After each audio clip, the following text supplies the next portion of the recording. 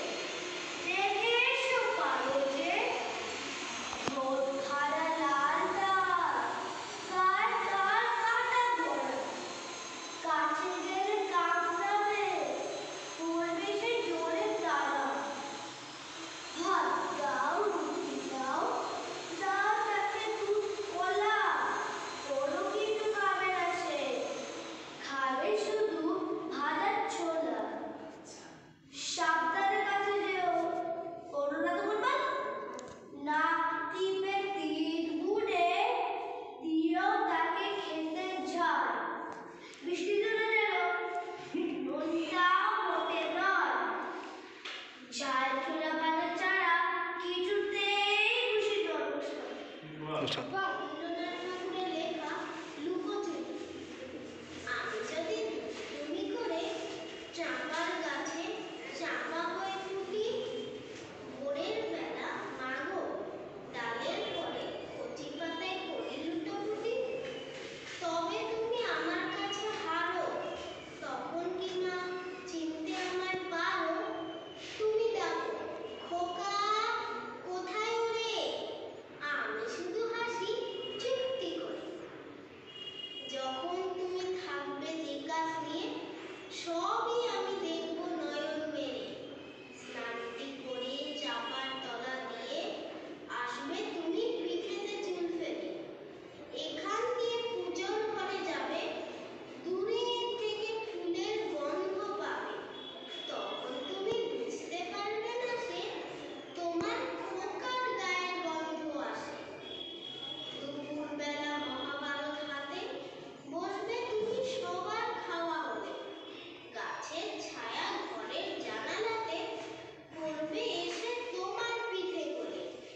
আমি আমার ছোট্ট ছায়াখানি দোলাবো তোর বইয়ের পরে আলো, তখন তুমি বুঝতে পারবে না সে তোমার চোখে খোকার ছায়া ভাসে। সন্ধেবেলা প্রদীপখানি জেলে যখন তুমি যাবে গোয়াল ঘরে, তখন আমি ফুলের খেলা খেলে টুক করে মা পড়ব ভুঁইয়ে চড়ে। আবার আমি তোমার খোকা হব, গল্প বলো তোমায় গেল। তুমি বলবে দুষ্টু ছিলি কোথা, আমি বলবো না সে কথা।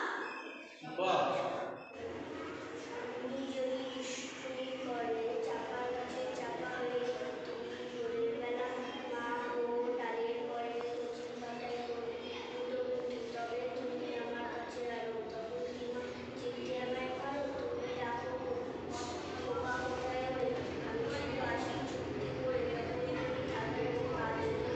স্নানটি করে চাপার তলা দিয়ে আসবো তুমি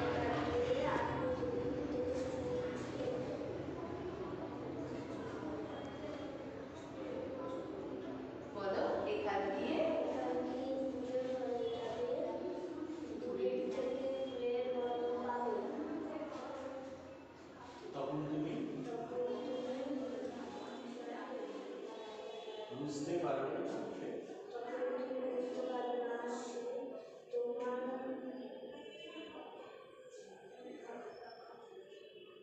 হয়নি ওরা ভালো করে। ঠিক আছে বাবু, একদম ঠিক আছে। বাড়িতে হ্যাঁ জরুরি। লুকোচুরি কবি রবীন্দ্রনাথ ঠাকুর। আমি যদি দুষ্টুমি করে চাপার গাছে চাপা হয়ে ফুটি, ভোরের বেলা মাগো ডালের পরে কচি পাতায় ভরে লুটোপুটি, তবে তুমি আমার কাছে হারো, তখন কি মা চিনতে আমায় পারো? তুমি ডাকো খোকা কোথায় ওরে, আমি শুধু হাসি চুপটি করে। যখন তুমি থাকবে যে কাজ নিয়ে, সবই আমি দেখবো নয়ন মেলে। স্নানটি করে চাপার তলা দিয়ে আসবে তুমি পিঠেতে চুল ফেলে। এখান দিয়ে পুজোর ঘরে যাবে, দূরের থেকে ফুলের গন্ধ পাবে, তবে তুমি বুঝতে পারবে না সে তোমার খোকার গায়ের গন্ধ আসে। দুপুরবেলা মহাভারত হাতে বসবে তুমি সবার খাওয়া করে, গাছের ছায়া ঘরের জানালাতে পড়বে এসে তোমার পিঠে কোলে। আমি আমার ছোট্ট ছায়াখানি গোলাবো তোর বইয়ের পরে রানী, তখন তুমি বুঝতে পারবে না যে তোমার চোখে খোকার ছায়া ভাসে। সন্ধেবেলা প্রদীপখানি জেলে যখন তুমি যাবে গোয়াল ঘরে, তখন আমি ফুলের খেলা খেলে টুক করে মা পড়বো ভুঁয়ে ঝরে। শুভ দুপুর সকলকে। আমি এখন কবিগুরু রবীন্দ্রনাথ ঠাকুরের লেখা লুকোচুরি কবিতাটা পড়ব। আমি যদি দুষ্টুমি করে চাপার গাছে চাপা হয়ে ফুটি, ভোরের বেলায় মাগো ডালের পরে কচি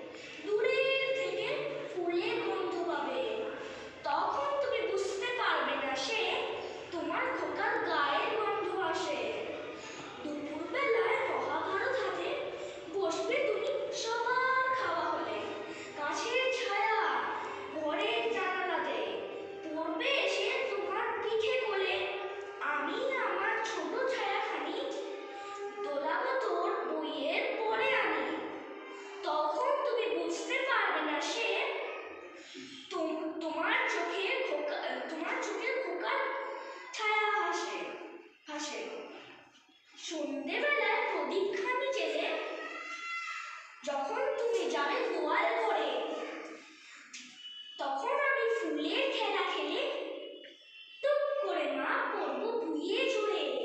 আবার আমি তোমার খোকা হব, গল্প বলো তোমায় গিয়ে কব। তুমি বলবে দুষ্টু ছিলি কোথা, আমি বলবো বলবো না সে কথা। Thank you.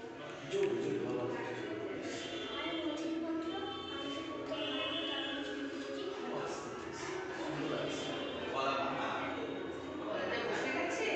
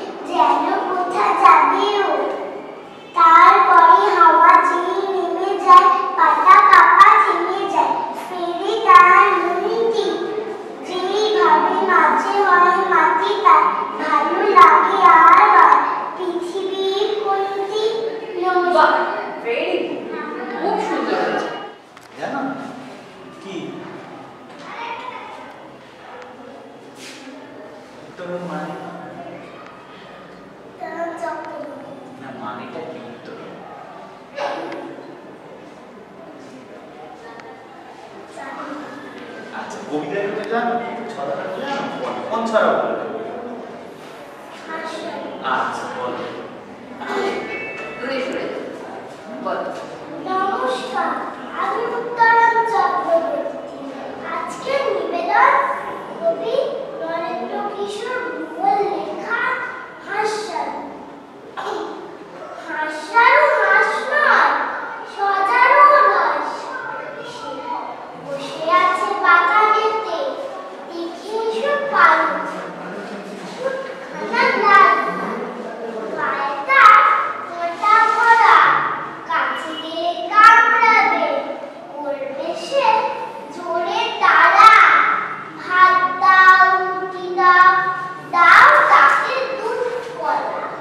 কোনো কিছু খাবে না সে, খাবে শুধু ভাজা ছোলা।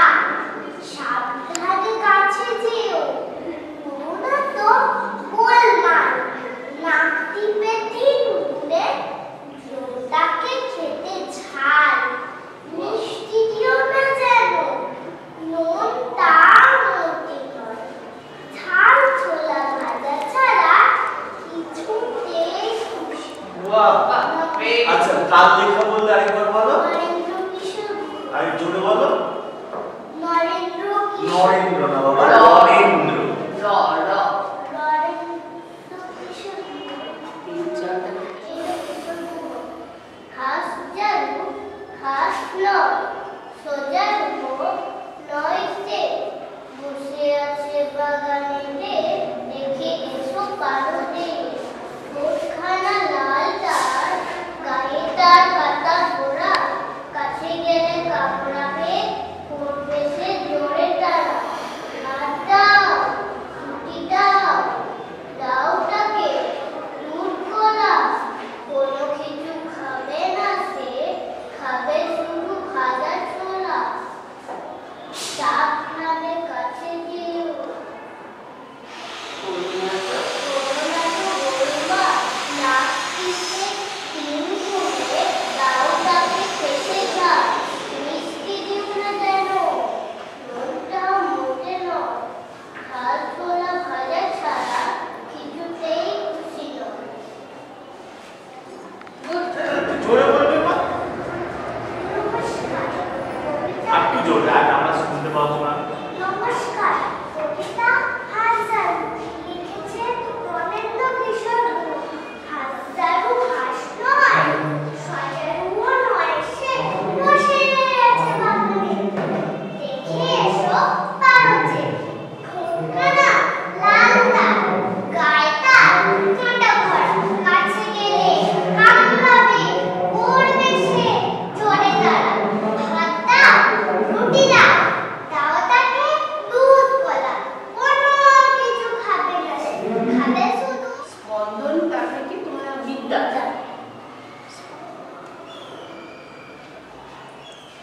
স্পন্দন তুমি কি বলবে? আর জানি। আচ্ছা স্পন্দন ঘুরে নাও।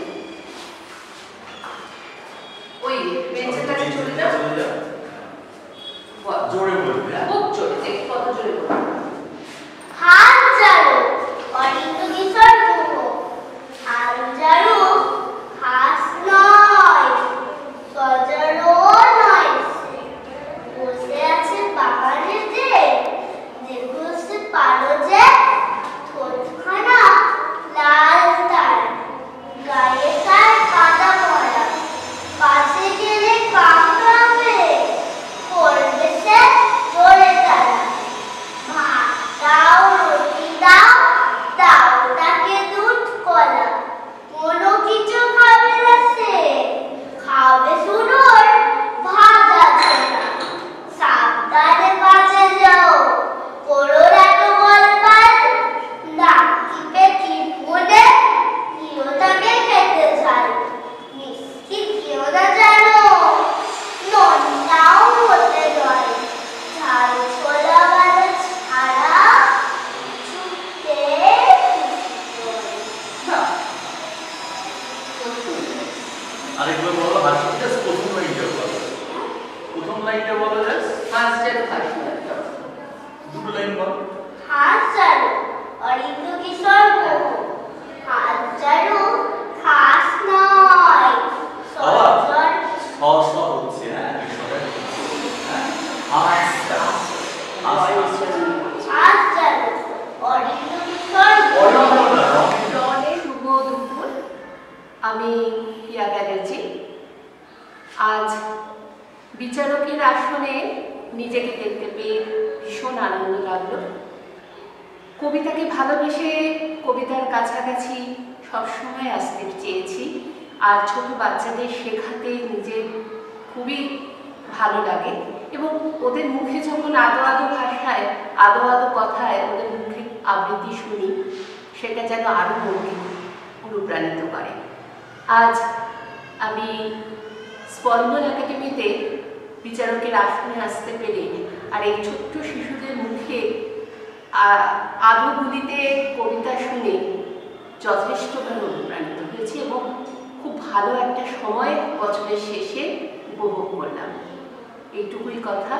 ছোট শিশুদের সবসময় বলবো উৎসাহিত করতে বাবা মাদের কবিতার কাছে একটু নিয়ে যান, তাহলে ওদের মনের ভিতরে যে চাপা আক্রোশ বা চাপা দুঃখ সেটা অবশ্যই শব্দই তাকে নষ্ট করে ওদের ফুলের মতো সুন্দর করতে পারে।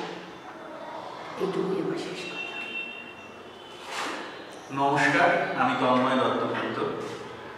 দীর্ঘদিন ধরে বছরের শেষে মানে ইংরেজি নববর্ষ যখন শুরু হবে তার শেষ দিনটায় এই স্পন্দন আর্ট একাডেমিতে বিচারকের আসনে থাকি, প্রায় প্রত্যেক বছরই থাকি। এখন কবিতার কথা বলতে গেলে, যে আবৃত্তির কথা বলতে গেলে বিশেষ করে ওই শক্তি চট্টোপাধ্যায়ের একটা কবিতা আছে না, কিন্তু তুমি নেই বাহিরে অন্তরে মেঘে করে ভারী ব্যাপক বৃষ্টি আমার বুকের মধ্যে ঝরে, ভারী ব্যাপক বৃষ্টি আমার বুকের মধ্যে ঝরে। এই যে বুকের মধ্যে ঝরা, এই যে কবিতা বুকের মধ্যে ঝরছে, এই ঝরাটা যখন শিশুর মুখের মধ্যে দিয়ে ঝরে তখন মনে হয় এখনো প্রাণ আছে, এখনো আশা আছে। অর্থাৎ আমরা বুঝতে পারি ছোট ছোট শিশুরা যখন কবিতার মধ্যে দিয়ে নিজেদের দেখতে চায় এবং আমাদেরও দেখাতে চায় যে শব্দই ব্রহ্ম এবং শব্দ যা পারে তা অনেক কিছু পারে। এবং শব্দ মানে শুধু তো শব্দ না, দুটি শব্দের মধ্যবর্তী অংশে যে নীরবতা আছে সেটাও একটা শব্দ, নীরবতার শব্দ। এই নীরবতার শব্দের মধ্যে এবং শব্দের মধ্যে আমরা যেন চিরকাল ভেসে যেতে পারি, সে বিচারকের আসনেই হোক বা কবিতার জন্যই হোক। কবিতা সুনীল গঙ্গোপাধ্যায় বলেছিলেন না, কবিতার জন্য আমি অমরত্ব করি। আমরা অত বড় কথা বলতে পারি না, কিন্তু আমরা দুজন চেষ্টা করব কবিতার কাছে বারবার ফিরে আসতে, সে যে কোনো ফর্মে, যে কোনো শেপে, ছোটদের হোক বা ছোট থেকে একটু বড় বয়স সন্ধিক্ষণে। এইটুকুই বলার। ধন্যবাদ।